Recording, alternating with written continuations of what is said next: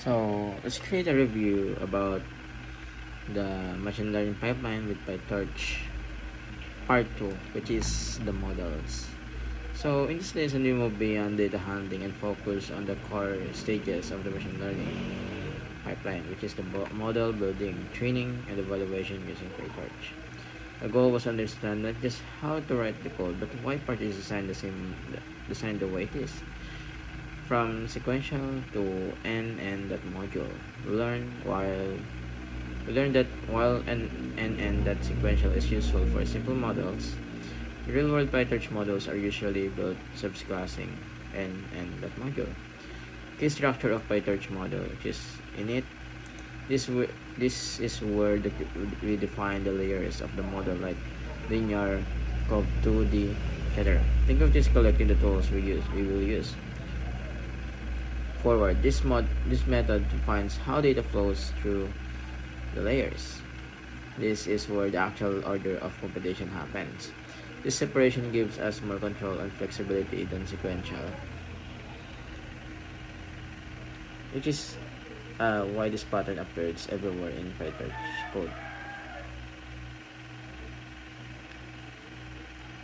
Why we don't call forward directly?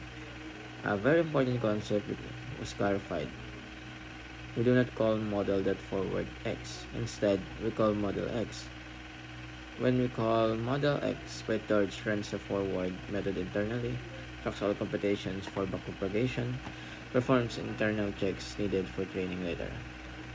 Calling forward directly would skip the essential bookkeeping, which can break training in subtle ways.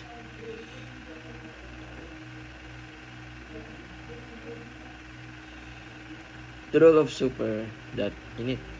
We learned that super.init is not optional. Why it matters? It's a set of PyTorch internal system for tracking learnable parameters. Without it, PyTorch cannot register layers, weights, or biases. The model may fail to train correctly, even if the code looks fine. In short, no super.init means no proper parameter tracking. The standard training loop.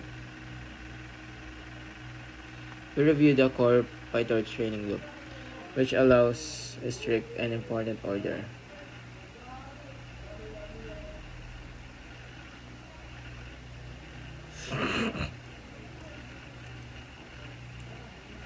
Optimizer that zero gradients, closet backward.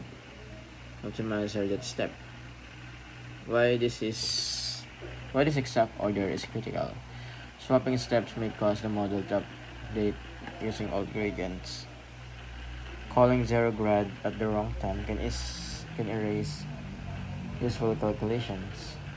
Placing it outside the loop causes gradients to accumulate, leading to unstable learning. PyTorch will not always raise an error if an order is wrong. Some mistake can cause silent training failures. Model evaluation, more than just testing. After training, we learn how to properly evaluate a model on unseen data. Two critical steps during evaluation: model.eval. This does not evaluate performance by itself. It switches the model into evaluation mode, changing the behavior of certain layers and improving efficiency. Torch.noGradient. This disables regions tracking, saves memory, prevents unnecessary compensations, avoid crashes during validation. When we use a test set. Testing and unseen data helps us measure real learning, not memorization. Testing and training data is like giving your same X sum twice.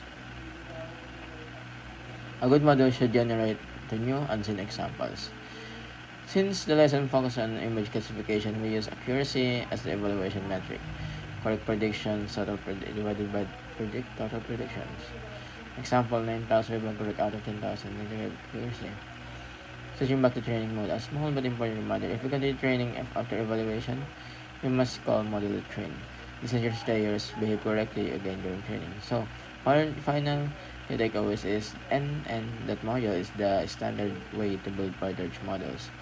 Init defines layers, forward defines data flow.